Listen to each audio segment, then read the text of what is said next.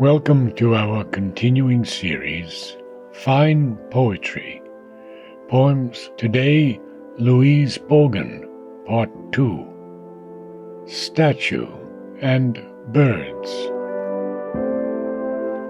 Here, in the withered arbor, like the arrested wind, straight sides, carven knees, stands the statue, with hands flung out in alarm or remonstrances. Over the lintel sway the woven bracts of the vine, in a pattern of angles. The quill of the fountain falters. Woods rake on the sky their brusque tangles. Birds walk by slowly, circling the marble girl. The golden quails, the pheasants, closed up in their arrowy wings, dragging their sharp tails. The inquietudes of the sap and of the blood are spent.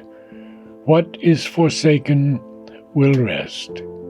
But her heel is lifted. She would flee. The whistle of the birds fails on her breast.